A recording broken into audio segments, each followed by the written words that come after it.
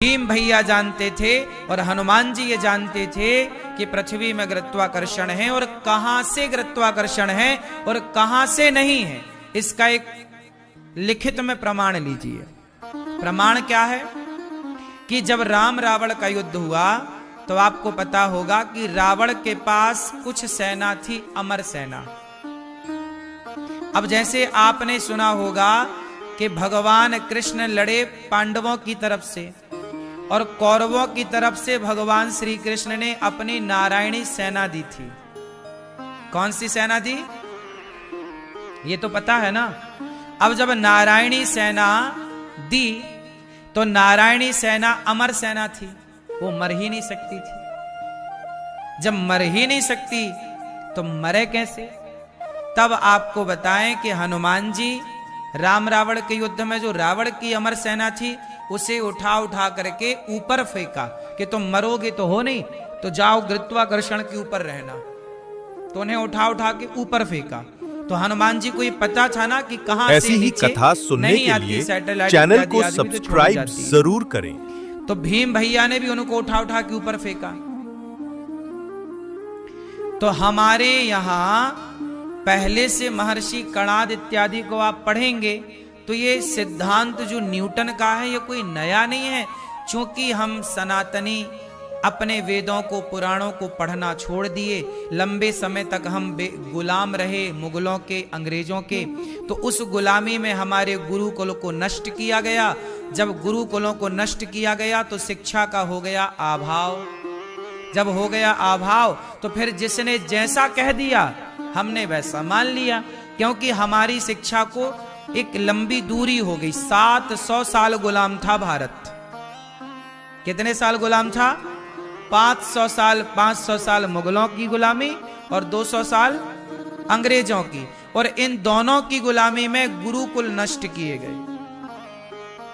गुरुकुल नालंदा में आग लगाई गई, आप सब साक्षी हैं इस बात के।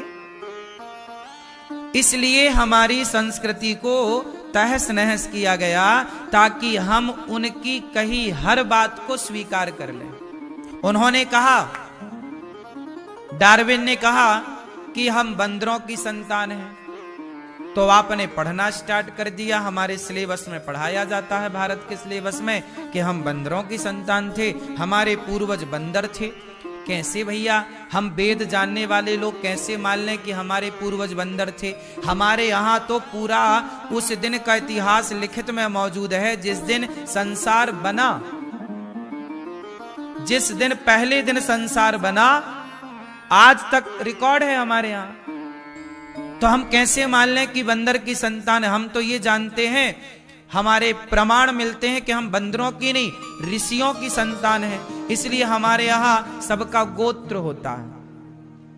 आप जितने लोग यहाँ बैठे होंगे सबका एक गोत्र है। जैसे मेरा शांडिल्य गोत्र है, किसी का कश्यप गोत्र है, किसी का भरद्वाज गोत्र है। ऐसी ही कथा सुनने के लिए चैनल को सब्सक्राइब जरूर करें, है ना।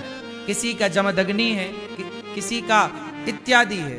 तो सब जो आपका गोत्र है ना, आप उन ऋषि की संतान हैं। मैं शांडिल्य गोत्रीय हूं, मतलब मैं शांडिल्य ऋषि की संतान हूं। आप भरद्वाज गोत्र से हैं, आप भरद्वाज ऋषि की संतान हैं। हम ऋषियों की संतान हैं, इसलिए हमारे यहां गोत्र है। डार्विन के यहां पर गोत्र नहीं था तो उसे लगा कि हम बंदरों की संतान हैं, तो उन्होंने बंदर कह दिया अपने आप को, अपने पूर्वजों को। क्योंकि जिसके पास जितना ज्ञान होगा उतना ही तो कहेगा। भाई कुएं का मेंढक कुएं के बारे में बात करेगा तो समुद्र का मेंढक समुद्र के बारे में बात करेगा। ये तो अपना अपना ज्ञान है। डार्विन ने जितना समझा उतना कहा, लेकिन हमारे वेद तो अथाह है। तुम कह गए कि हम बंदरों की संतान हैं। बंदरों की संतान होते तो फिर बंदर लुप्त हो जाते, सारे बंदर मनुष्य हो जाते। फिर बंदर बचे कैसे? फिर आज के बंदर काहे नहीं मनुष्य बन रहे हैं? यदि आप बंदरों की संतान हैं तो सारे बंदर मनुष्य हो जाते ना। फिर बंदर प्रजाति लुप्त होनी चाहिए थी। भाई सारे बंदर जब मनुष्य हो गए तो फिर बंदर नहीं होने चाहिए। इसलिए ये बिल्कुल तर्क संगत नहीं है कि आप बंदरों की संतान हैं।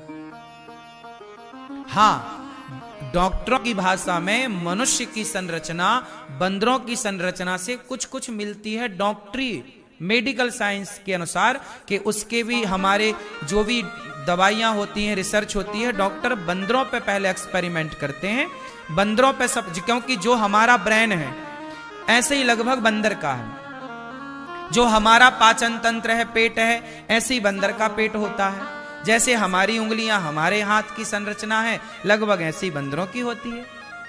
तो बंदरों का शरीर हमारे शरीर से मैच तो करता है, अंदर के पार्ट कुछ कुछ, लेकिन ये नहीं कि बंदर ही मनुष्य हैं। यदि बंदर ही मनुष्य होते तो फिर राम के जमाने में दोनों का वर्णन मिलता है, हनुमान जी बंदर रूप में है और राम जी मनुष्य रूप में है, तो फिर हनुमान जी भी मनुष्य होते, फिर बंदरों भालुओं की सेना की क्या जरूरत थी, फिर बंदर प्रजाति नहीं होनी चाहिए। सिंपल सिद्धांत है।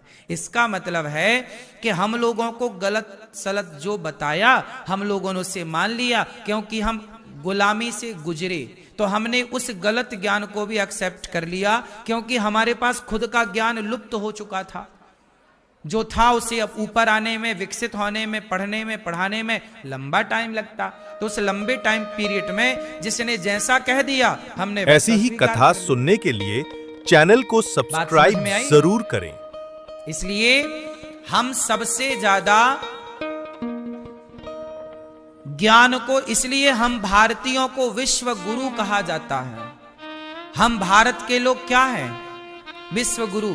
हम विश्व गुरु थे, इसी जलन से तो दुनिया के सारे देशों ने, इत्यादि देशों ने हम लोगों के सिद्धांत को बढ़ने नहीं दिया।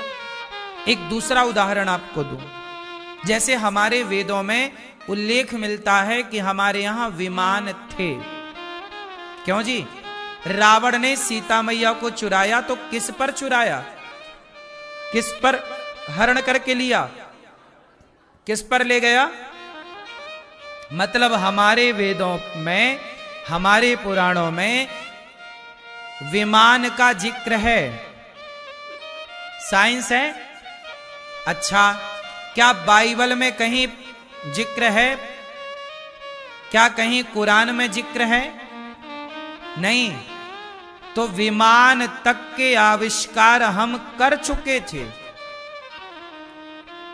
करने के बाद हमने देखा कि ये चीजें प्रकृति के संतुलन को बिगाड़ सकती हैं, तो हमारे ऋषि मुनियों ने विमानों को बनाया, उतना ही बनाया जितनी उपयोगिता थी, और देखा कि ऐसी ही कथा सुनने के लिए रावण जैसे दुष्टों के हाथ में ये विमान लग गया तो ये गलत करेंगे, इसलिए हमारे ऋषियों ने उसे बनाना छोड़ दिया। टेक्नोलॉजी थी। जैसे परमाणु बम सारे देशों के पास नहीं है। क्यों नहीं है? क्योंकि सबके पास आए तो कहीं वो उसका मिसयूज ना कर ले। ऐसे ही हमारे ऋषि मुनियों ने विमान तो बनाया, विमान की टेक्नोलॉजी पाई, रावण के पास था भी। एक और कामक विमान का जिक्र मिलता है भागवत जी में। कामक विमान करदम जी के पास था, पुष्पक विमान रावण के पास था, ऐसे और विमानों का जिक्र है। तो अब बताइए, एक विमान हमारे 1885 में दलपदे जी ने बनाया था, फिर 1903 में उसी को देखकर, उसी की ड्राइंग कॉपी करके राइट ब्रदर्स ने बना दिया। सबसे पहला विमान कब बना? सबसे पहले विमान का परीक्षण हुआ 1903। ठीक है? किसने बनाया? राइट ब्रदर्स ने बनाया। क्यों? जबकि विमान हमारे यहां दलपदे जी बना चुके थे, पर चूंकि भारत यदि विमान बनाता तो भारत का नाम होता, विश्व गुरु था। इस बात से लोग जलते थे कि भाई तुम विश्व गुरु क्यों हो? तो तुम विश्व गुरु ना हो इसलिए तुम्हें गुलाम बनाकर तुम्हारी सारी विद्याएं वो ले गए। सोने की चिड़िया तुम्हारी थी, सोना तुम्हारा सब चला गया इंग्लैंड में, सारी चीजें चली गई, अब तुम्हें बना दिया गुलाम। और जब गुलाम तुम बन गए तो तुम कैसे कह सकते हो कि भाई ये विमान की संरचना हमारी है, ये टेक्नोलॉजी हमारी है?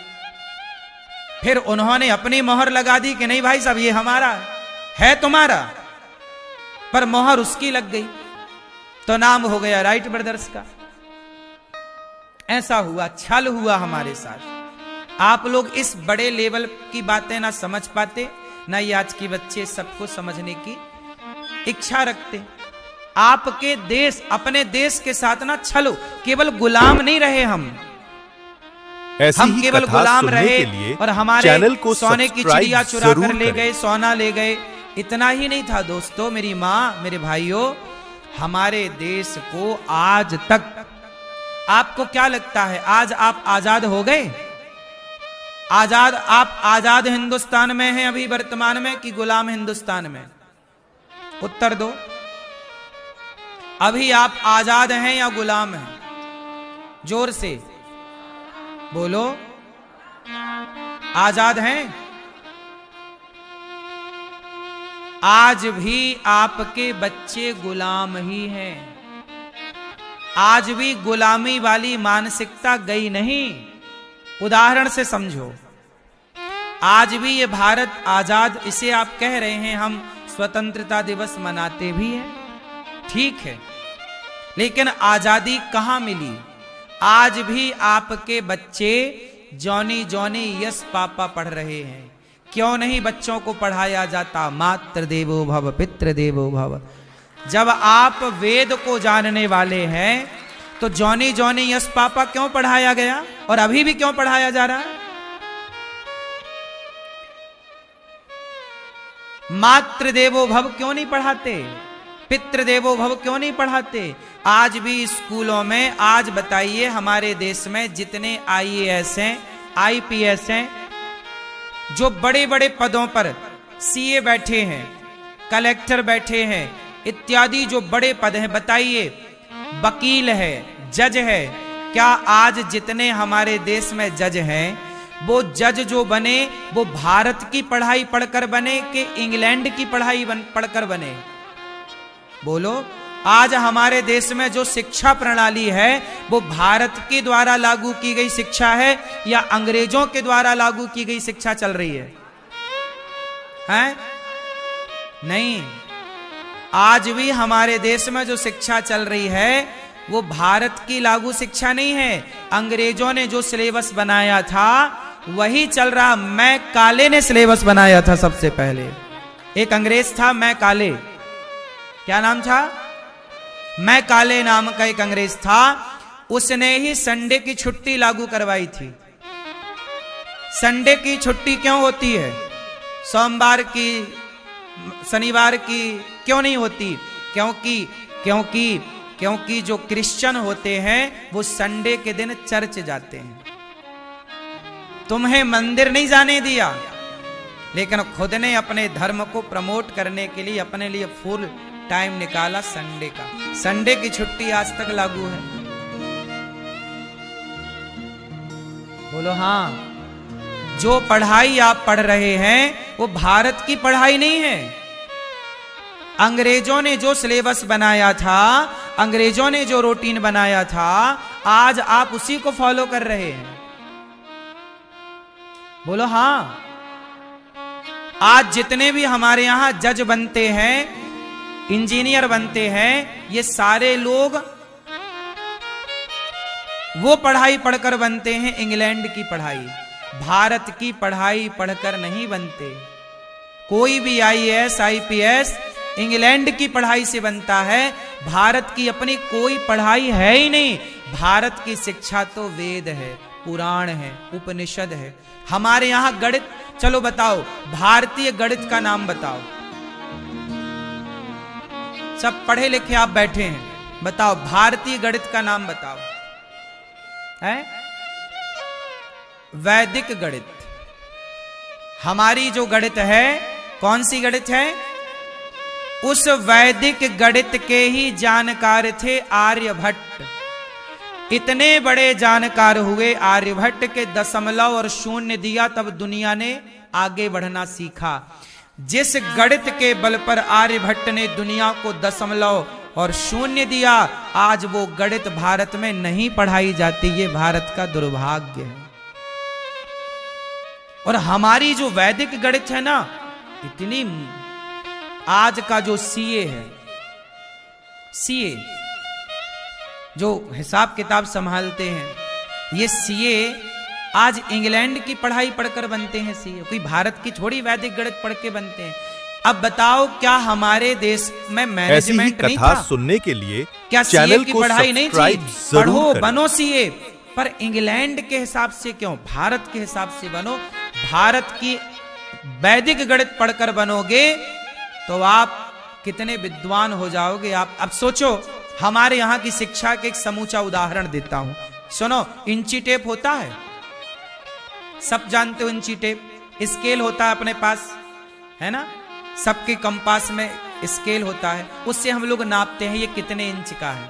एक इंची टेप होता है, मिस्त्री लोग नापते हैं। अब बताओ, पृथ्वीराज चौहान को तो जानते होंगे आप लोग। पृथ्वीराज चौहान के साथ में कवि थे, चंद्रवरदाई उनका नाम था। क्या नाम था? किस किस ने सुना चंद्रवरदाई के बारे में? सुना? सुनो, अब चंद्रवरदाई की गणित बोल रहा हूं मैं। देखो, आज की गणित तुम पढ़े हो ना, आज किसी गणितज्ञ को बिठाओ और बिठाओ, आप जहां बैठे हो वहां बिठाओ और उससे पूछो कि आप बिना नापे बताओ कि अनिरुद्धाचार्य जमीन से कितने इंच ऊपर बैठा है, यहां पर बताओ। लेकिन चंद्रवरदाई, सुनो, चंद्रवरदाई ने एक दोहा गाया, सबको याद है। जब अंधा कर दिया हमारे पृथ्वीराज चौहान को मोहम्मद गौरी ने, तो शब्द भेदी बाण था उनके पास, पृथ्वीराज चौहान के पास। तब मोहम्मद गौरी सामने खड़ा, बोले यदि तू शब्द भेदी बाण चला तो जरा इसे भेद कर दिखा। तब मौका था, चंद्रवरदाई ने कहा कि सुन चौहान, 4 बांस 24 गज। देखो, इंची टेप नहीं है, वहां कहां नापे, नजरों से नाप लिया चंद्रवरदाई ने और कहा कि 4 बांस 24 गज, अंगुल अष्ट प्रमाण, ता ऊपर सुल्तान है। मत चूके चौहान, तेरा शत्रु तेरे से इतनी, देखो 4 बांस दूरी, 4 बांस। उस जमाने के जो गणित थी ना, बांस के, एक बांस मतलब 20 फीट का बांस, तो 4 बांस मतलब 80 फीट। 4 बांस 24 गज, गज समझते हो ना, अंगुल अष्ट प्रमाण, इतनी दूरी, इतनी ऊंचाई। उसकी बात पृथ्वीराज समझ गए और कोई ना समझा। ये देखो गणित, आंखों से नाप लेते, क्या बात है साहब। इंची टेप से नहीं नाप के बताया, और जब बाण मारा जाके लगा और मर गया मोहम्मद गौरी, इतिहास साक्षी है।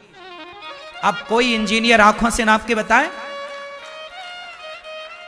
इसलिए हमारी गणित ताकतवर थी, हमारा ज्ञान पूरी दुनिया को चक्कर में डाल देता था, इसलिए हम विश्व गुरु थे। यूं ही हवा में विश्व गुरु नहीं थे साहब। इसलिए हमारा आयुर्वेद, आज भारत में, भारत के डॉक्टर कहां हैं? आज जितने भी डॉक्टर बनते हैं इंग्लैंड की पढ़ाई पढ़ के बनते हैं। हमारा अपना डॉक्टर तो वैद्य है। जब लक्ष्मण जी को लगा तो वैद्य को लाए। हनुमान जी किसे लाए? डॉक्टर को नहीं लाए, किसे लाए? वैद्य को। और आपको आज एक बात बताऊं, हमारे सरकारी दस्तावेज में वैद्यों की वैल्यू कम है, डॉक्टरों की वैल्यू ज्यादा है, जबकि वैद्य डॉक्टरों से ज्यादा काम कर सकते हैं। लेकिन अब चूंकि भारत में वैद्य बने तो वो छोटा माना जाए, डॉक्टर बने तो बड़ा माना जाए।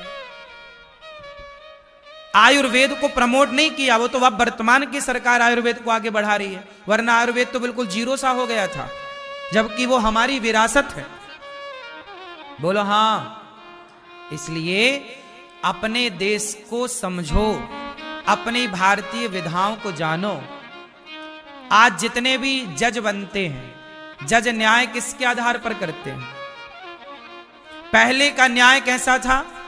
द्रौपदी के कपड़े उतारने वाले का सर्वनाश हुआ, ये न्याय था। बोलो हाँ। चोरी करने वाले के हाथ काट दिए जाते थे, ये न्याय था। सीता को हाथ लगाने वाले रावण की लंका जला दी जाती थी, सर्वनाश कर दिया जाता था। ऐसी ही कथा सुनने के लिए चैनल को सब्सक्राइब जरूर करें। बलात्कार होने वाली बेटियों को न्याय नहीं मिलता। अंधा है ना कानून, क्योंकि भारत की पढ़ाई से नहीं बना, भारत की शिक्षा से नहीं चल रहा कुछ। मैं काले के द्वारा बनाई गई विधाएं चल रही हैं इस देश में। मैं तो कहता हूं सारी शिक्षा प्रणाली को पहले खत्म किया जाए पुरानी को, और नया सिलेबस। बच्चों को भगवत गीता पढ़ानी चाहिए स्कूलों में, वेद पढ़ाने चाहिए, पुराणों का सार पढ़ाना चाहिए, उपनिषद पढ़ाना चाहिए, अपना ज्योतिष पढ़ाना चाहिए कि क्या है ग्रहों की दूरियां पृथ्वी से, कितने ग्रह। ये शिक्षा, ज्योतिष केवल कुंडली देखने का नाम नहीं है। ज्योतिष को बदनाम कर लिया कुछ लोगों ने। ज्योतिष का मतलब केवल कुंडली नहीं, ज्योतिष का मतलब कि आप यहां बैठे बैठे ये पता लगाएं कि अगला सूर्य ग्रहण कितने बजकर कितने मिनट पर पड़ेगा। ये ज्योतिष है, अगला सूर्य ग्रहण। अब सोचिए, हमारे ऋषि मुनि यहीं बैठे बैठे बता देते थे। उनकी गणित देखिए, पंचांग खरीदो तो 5-10 रुपए के पंचांग में लिखा था अगला सूर्य ग्रहण फलानी तारीख को इतने बजकर इतने मिनट पर। तब जब सैटेलाइट नहीं थी, जब नासा नहीं था, जब विज्ञान नहीं था, तब हम लोग जानते थे कि सूर्य ग्रहण कब पड़ेगा, चंद्र ग्रहण कब पड़ेगा। ये हमारी गणित है, ये है, ये पढ़ाना चाहिए। हम जानते थे कि बृहस्पति का एक चक्कर 12 साल का है, इसलिए हमारे यहां कुंभ 12 साल में एक बार आता है। ये साइंस है, ये विज्ञान है। बच्चों को पढ़ाना चाहिए। बच्चों को गा से गधा पढ़ा रहे हैं, इससे क्या बनेंगे मेरी मां? गा गधे का, गधा पढ़ रहा है कौन? गधा।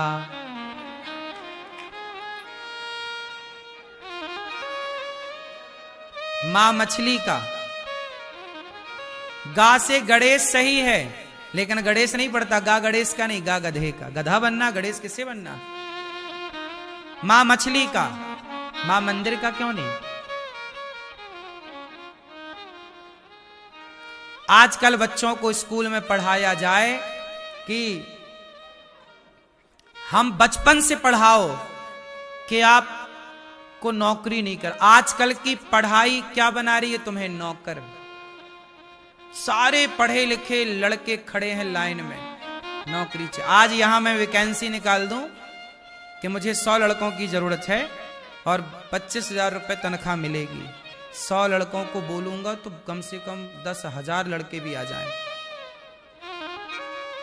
हाँ या ना? 25,000 की नौकरी के लिए, और 50,000 की हो तो फिर और पूछो। इस तरह का है।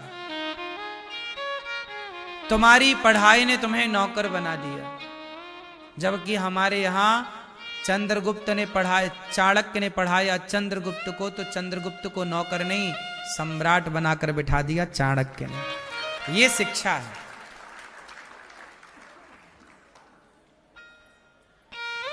तुम्हारी पढ़ाई में ना मेरी मां, ये बच्चों की पढ़ाई में 10-15 लाख रुपए खर्च हो जाते हैं पूरा पढ़ाई में। क्यों? क्लियर है? ज्यादा 20 लाख भी खर्च हो जाते होंगे। 20 लाख रुपए खर्च हो जाते हैं बच्चों की पढ़ाई में, और 20 लाख खर्च करके 25,000 की नौकरी के लिए लाइन लगाना पड़ता है। यदि वो 20 लाख रुपए इनके खाते में पहले ही डलवा दिया होता, FD करा दी होती, तो आज इन्हें 25,000 के पीछे तो नहीं भागना पड़ता।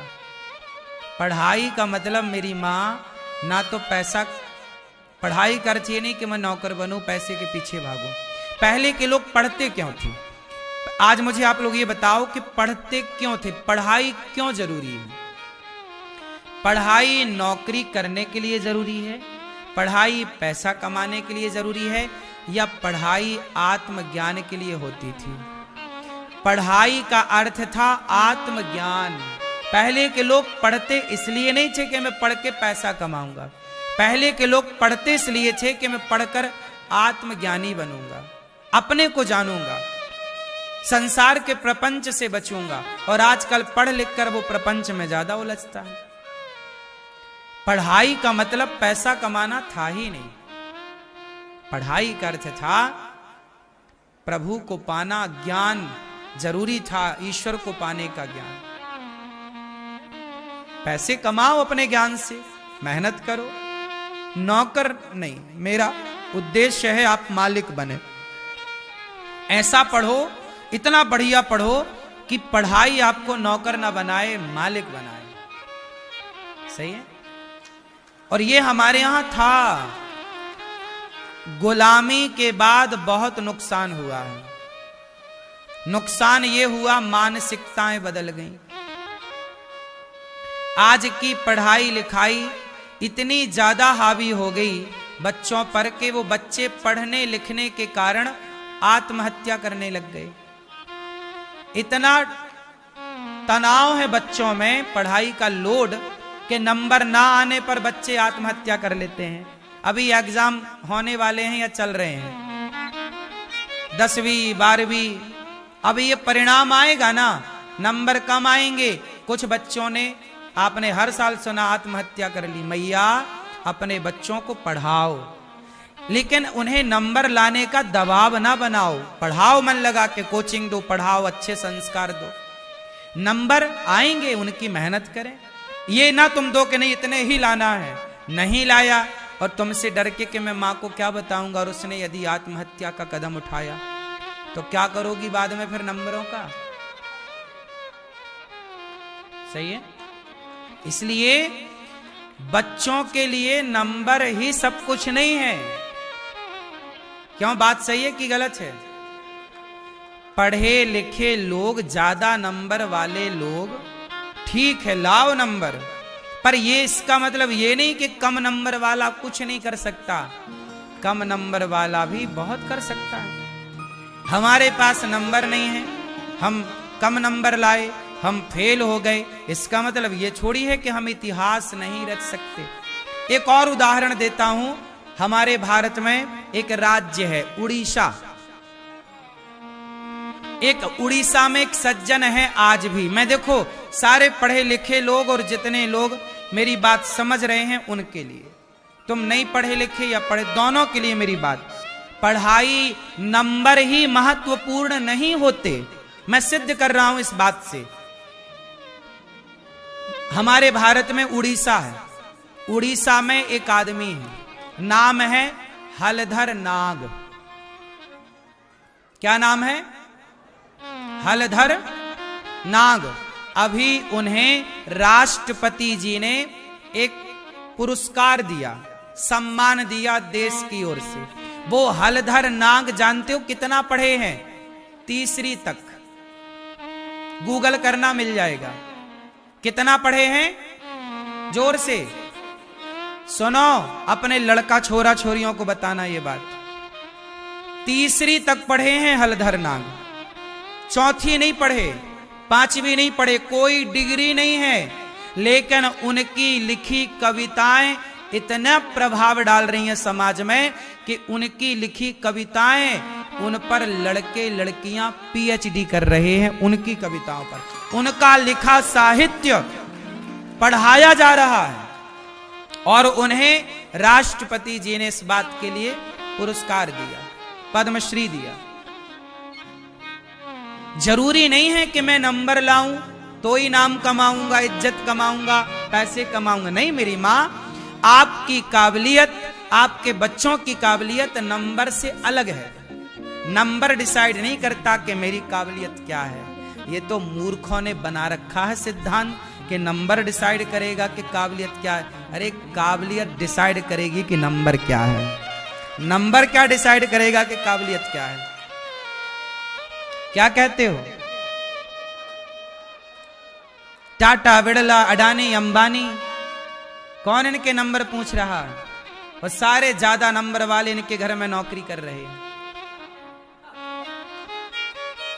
तुम में काबिलियत तो हो, तुम्हारे घर ऐसी तो ही सारे कथा सुनने के लिए चैनल को सब्सक्राइब जरूर करें। लिखे लोग, तुम में काबिलियत तो हो पढ़े लिखे की, तुम फौज खड़ा कर सकते हो अपने पीछे।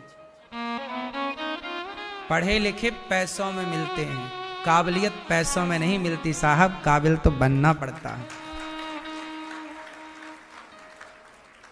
मैया क्या बोलती तू? काबिलियत बड़ी है, चलो बताओ, काबिलियत बड़ी है कि नंबर बड़े हैं? बोलो। काबिलियत की बराबरी नंबर कर सकता है? हाँ, इसलिए अपने बच्चों को काबिल बनाओ, हुनर सिखाओ। इन हाथों में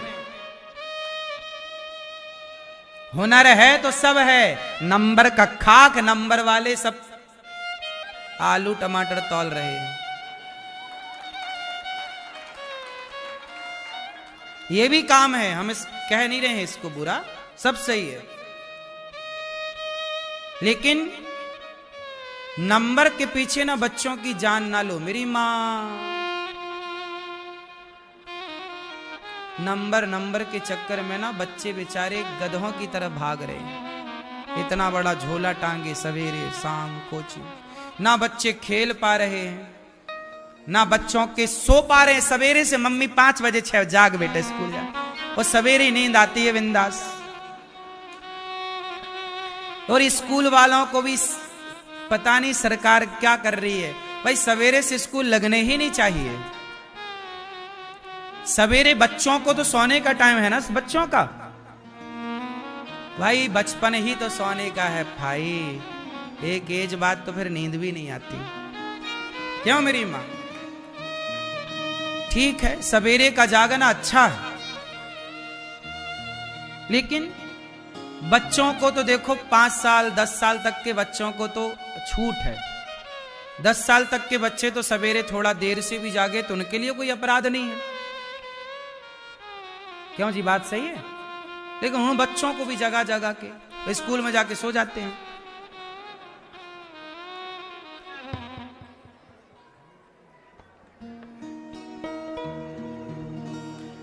बच्चों का बचपना छीन लिया आज के स्कूलों ने। हमारे देश में शिक्षा फ्री थी और आज सारी शिक्षा आज पता शिक्षा नहीं है, शिक्षा का व्यापार चल रहा है। बड़ा स्कूल बनाओ, बड़े पैसे कमाओ। जिसे जल्दी बड़ा आदमी बनना है वो बड़ा स्कूल बनाए। शिक्षा क्या है आज? बिजनेस। बोलो हाँ, शिक्षा क्या है? व्यापार। इसलिए हमारे यहां गुरुकुल थे, बच्चा जाता भिक्षा मांग कर लाता, गुरुजी को देता, गुरु माँ बनाती खवाती, पढ़ा लिखा कर योग्य बनाती, स्वावलंबी बनते बच्चे। वो बच्चे जो गुरुकुल में पढ़ते थे वो एक एक दाने की कीमत जानते थे, वो माँ बाप को पलकों पे बिठाते थे। और आज के पढ़े लिखे बच्चे जो व्यापारी शिक्षा में पढ़ के आ रहे हैं, स्कूलों में वो अपने माँ बाप को घर से बाहर निकाल रहे हैं, वृद्धाश्रम में खदेड़ रहे हैं अपने माँ बाप को। शिक्षा व्यापार हो गई। हाँ या ना? आज भी इस भरे संसार में जहां व्यापार बन गई शिक्षा, आज भी वृंदावन में गौरी गोपाल गुरुकुल है। ये दास आपसे भिक्षा मांग मांग कर आज गौरी गोपाल गुरुकुल में 150 बच्चे पढ़ते हैं। एक भी बच्चे से मैं फीस नहीं लेता, 1 रुपए नहीं लेता। उनको रहने खाना पढ़ना लिखना कॉपी किताब सब फ्री देता हूं, क्योंकि यही गुरुकुल की परंपरा है। मैं भिक्षा मांग मांग के कार्य करता हूं, क्योंकि गुरुकुल का मतलब है शिक्षा दान।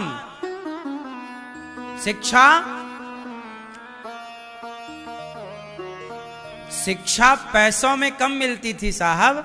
चाणक्य ने पढ़ाया चंद्रगुप्त को, बताओ कितनी फीस ली? वशिष्ठ जी ने पढ़ाया राम को, बताओ कितनी फीस ली? भगवान कृष्ण को 64 कलाओं का योग बनाया, महर्षि उज्जैन में रहने वाले सांदीपनि जी ने क्या फीस ली? कितनी फीस ली? गुरु द्रोणाचार्य ने पढ़ाया अर्जुन को, क्या फीस ली? शिक्षा फ्री थी, शिक्षा पर सबका अधिकार था।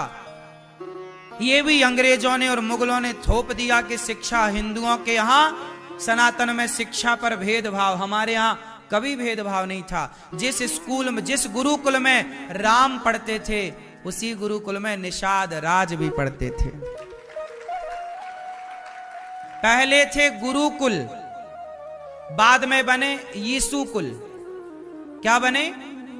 स्कूल नहीं है ये है यीशु कुल, कॉन्वेंट स्कूल। कॉन्वेंट स्कूल को गूगल में डालना कि कॉन्वेंट स्कूल का मतलब क्या होता है। कॉन्वेंट स्कूल बनाए थे क्रिश्चियनों ने, इसलिए कि वो अपने धर्म का, मतलब क्रिश्चियन लोग अपने क्रिश्चियन का धर्म का प्रचार करेंगे। ये उनका एक तरह से गुरुकुल था, जहां वो अपने धर्म का प्रचार करने के लिए अपने लड़कों को पढ़ाते थे, अपनी लड़कियों को। अब कॉन्वेंट स्कूल जो ईसाई मिशनरी का प्रचार करने के लिए बना था, उस ईसाई मिशनरी के प्रचार में आपका बच्चा क्या करने जा रहा है? फिर तुम्हारा बच्चा भी कल ईसाई हो जाएगा। ईसाई का मतलब है ईसाई विचारधारा तुम्हारे बच्चे में आ जाएगी। ईसाई के स्कूलों में वहां मांस खाना सही बताते हैं वो लोग। आज भी ईसाइयों के स्कूलों में मांस खाने को वो लोग सही बताते हैं। तुम्हारे बच्चे को यही पाठ पढ़ाते हैं कि अंडा खाना सही है, अंडे में प्रोटीन हो रहा है, ऐसा बता रहे हैं। मांस के फायदे गिना रहे। इससे क्या होगा? तुम्हारा बच्चा पढ़ने गया था लेकिन मांसाहारी बन के आएगा। नहीं समझ रहे हो? षड्यंत्र। आज भारत के 80% स्कूलों पर क्रिश्चियनों का कब्जा है। पूरे देश के कोने कोने में पढ़ाने वाले कौन हैं? क्रिश्चियन। कॉन्वेंट स्कूल सब पढ़ा रहे हैं बच्चों को। वहां कलावा पहन के जा रहे हैं तो उतरवा देते हैं, पर क्रॉस पहन के जा रहे हैं तो वहां खुद वो क्रॉस पहन के वहां का टीचर पढ़ा रहा और बच्चों से कह रहा कलावा ना पहनो। नहीं समझ रहे हो आप? तुम बहुत देर से समझते हो। कितना आज सरकार क्यों नहीं देख रही इस बात को? मैं इस बात से परेशान हूं। भाई तुम पढ़ाओ बच्चों को। बच्चे कलावा पहन के गए कि नहीं, इसमें तुम्हें क्या? वो हाथ में कलावा पहना, तुम्हें क्या करना भाई? तुम पढ़ाओ ना। बच्चा तुलसी की माला पहन के जा रहा तो तरवा दे रहे हैं। क्यों भैया? तुम पढ़ाओ। तुम तुलसी माला काहे देख रहे हो? वो हमारी अपनी परंपरा कि हम तुलसी माला पहने कि नहीं, हम तिलक लगा के जाएं, तुम्हें क्या प्रॉब्लम है? भाई टाई बेल्ट बैच पहन के गए ना तो तिलक लगा के बच्चे जाएं तो बुराई क्या है?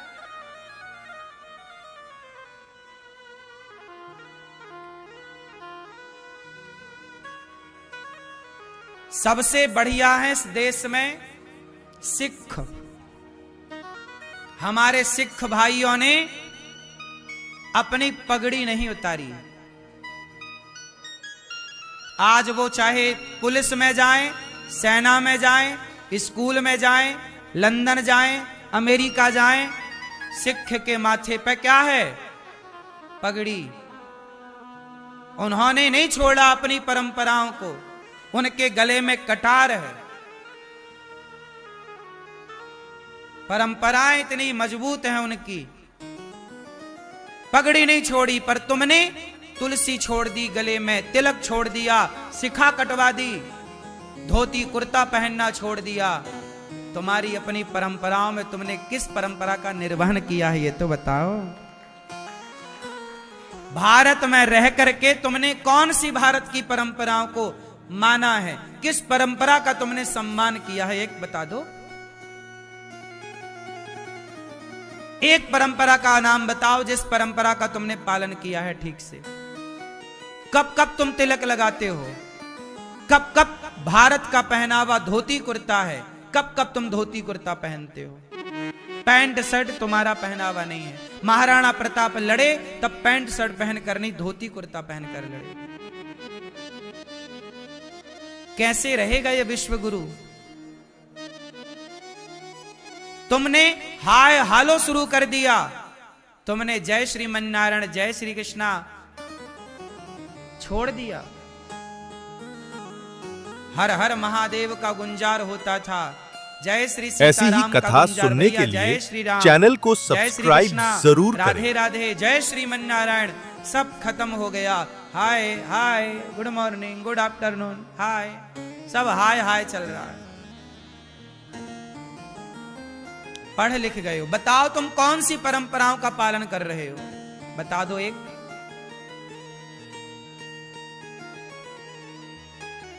कौन? तुम सवेरे उठकर सूर्य भगवान को जल चढ़ाना, सूर्य भगवान के 12 नाम बोलना, सूर्याय नमः, आदित्याय नमः, भौमाय नमः, मित्राय नमः, बच्चों को यज्ञोपवीत पहनाना, बच्चे को गीता पढ़ाना, रामायण पढ़ाना, भारत की शिक्षा देना, कौन सी बात तुम पालन? कहां बच्चे उठकर अपने माँ बाप को प्रातः काल उठ के रघुनाथा माता पिता गुरु ना वही माथा। आजकल का बच्चा माँ बाप के पांव नहीं छू रहा है, माँ बाप के घुटने छू रहा है। बोलो हाँ, क्या छू रहा है? पांव नहीं पड़ना आ रहा है। और बना बड़ा होशियार चंद है, बड़ा होशियार है, कॉन्वेंट में पढ़ के आया है। हाँ, इंग्लिश बोलता है, हिंदी में बात नहीं करता। पूछो कि 77, 78, 69 में क्या बड़ा है, नहीं बता पाता।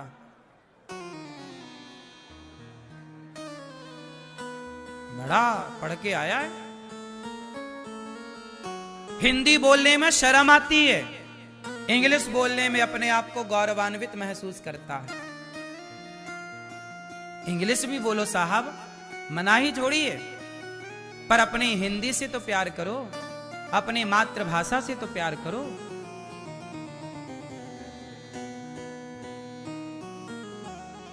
आज पता है, पढ़े लिखे लोग इंग्लिश में बात करते हैं और हिंदी बोलने वालों से वो घृणा करते हैं। यार तुमसे तो कुछ नहीं, हिंदी बोलने वालों को गंवार समझा जाता है।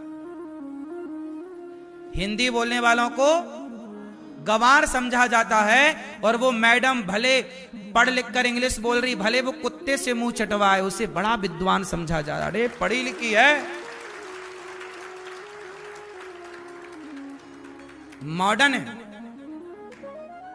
हाँ, तुम्हारी दादी अम्मा गाय का गोबर उठाए तो गंवार, और तुम कुत्ते की पट्टी साफ करो तो बड़े होशियार, इंटेलिजेंट, बहुत विद्वान है मैडम, बड़ी पढ़ी है।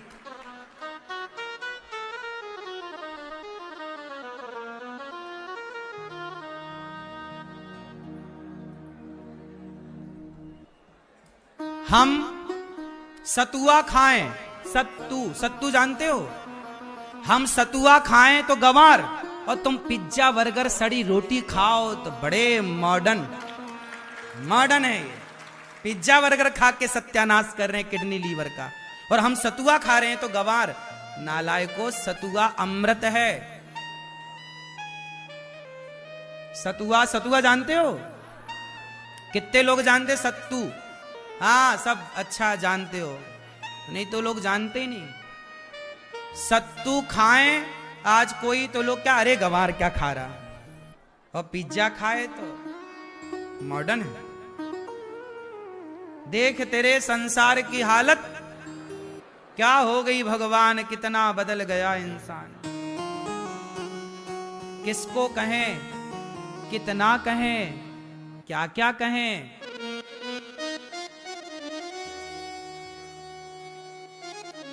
सास के पांव दबाए बहू तो गंवार, और जीन्स पहन के सास को छोड़ के वृद्धाश्रम में चली आए तो बड़ी मॉडर्न बहू है। मॉडर्न है, पढ़ी लिखी है।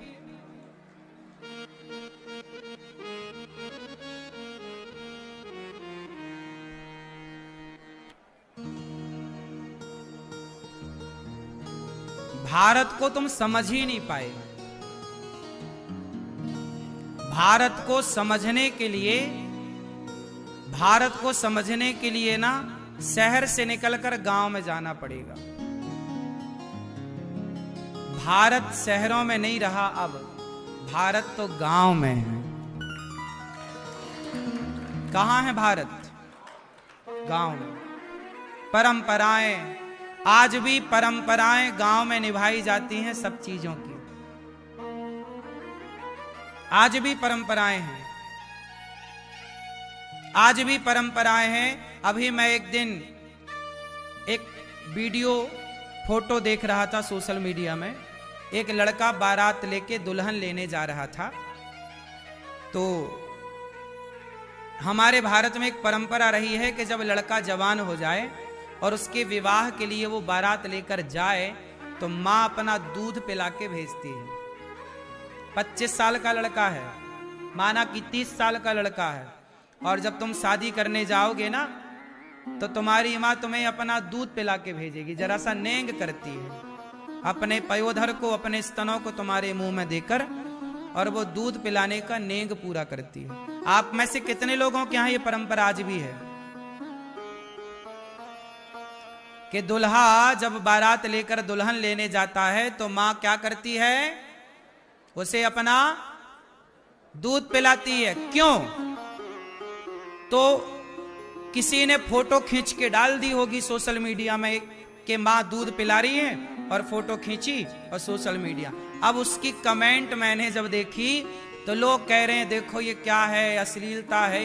मूर्खों को ये नहीं पता कि ये एक परंपरा है। पहला तो तुमने फोटो खींची, यही गलत है। हर चीज की फोटो खींचना नहीं चाहिए। दूसरा, दुल्हा मतलब लड़का अपनी माँ का दूध पी रहा है, ये परंपरा है। और ये परंपरा इसलिए है कि माँ दूध पिलाकर बच्चे से ये कहती है कि बेटा तू अब बहुत बड़ा हो गया है, तू शादी करने जा रहा है, दुल्हन आएगी, बेटा कहीं माँ के से दूध के ऋण को, दुल्हन को देखकर भूल ना जाना, दुल्हन पाकर तू अपनी माँ को ना भूल जाना। इसलिए वो दूध पिलाती है, ये नेंग करती है। दूध क्या पिलाएगी? अब तो दूध सूख गया है, कहां दूध निकलना है, लेकिन नेंग करती है। हाँ, ये परंपराएं हैं। इन परंपराओं को ना जानने से क्या होगा कि जो लोग इन परंपराओं को मानेंगे, लोग उनका मजाक उड़ाएंगे, और मजाक उड़ाएंगे तो उनको लगेगा यार सब मजाक उड़ा रहे हैं, धीरे धीरे वो परंपराएं नष्ट हो जाएंगी। क्योंकि जानकारी का अभाव है, लोगों को हर बात का मजाक उड़ाना है। एक नंबर के लफंगे, दो कौड़ी के, आता जाता कुछ नहीं है, बने फोकट के ज्ञानी घूम रहे हैं। क्यों जी? सही है। परंपराएं इस देश की क्या हैं, अब तुम कहां जानोगे। अब आजकल की तो मां महीने भर के बच्चे को दूध नहीं पिलाती तो शादी में जाने वाले बच्चे को क्या दूध पिलाएगी।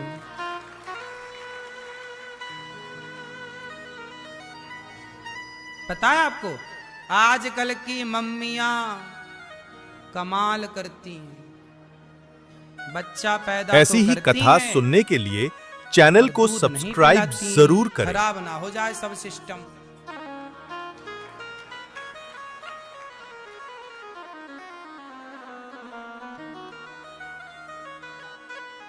सही है कि गलत है? नहीं पिलाती दूध। एक पुराना जमाना था कि बच्चा 4-4 साल दूध पीता था, 5-5 साल दूध पीता था। क्यों? आप लोग कितने साल दूध पिए हैं? 5 साल 6-6 साल मां का दूध पीते थे। आजकल 1 महीना नहीं पीता।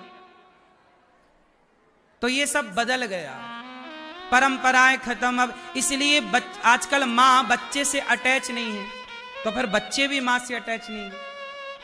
माँ भी दूरी बना लेती है, बच्चे को साथ में नहीं सुलाती, माँ भी बच्चे को लाड़ नहीं लड़ाती, मालिश नहीं करती, बाई कर रही है सब काम।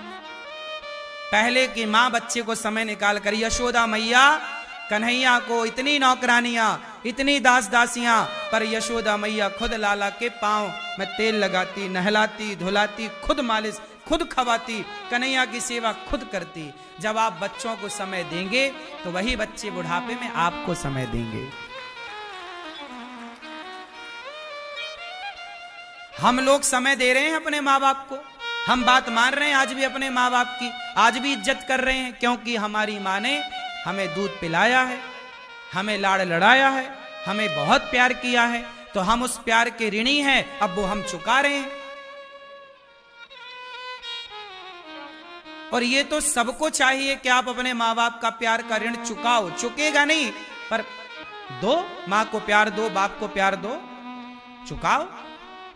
आजकल आदमी नमक हराम हो गया है, माँ का दूध पीता है, माँ से तेल मालिश कराता है, माँ से मनपसंद पराठा बनवा के हलवा बनवा के खाता है, और बड़ा होकर के माँ से कहता, माँ तुमने हमारे लिए किया ही क्या है।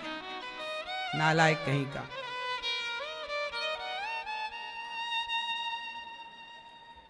लुगाई आती है, लुगाई के आगे पीछे घूमता है और माँ से बात नहीं करता। अभी 4 दिन पहले प्रश्नोत्तरी में एक मैया बोली, रोने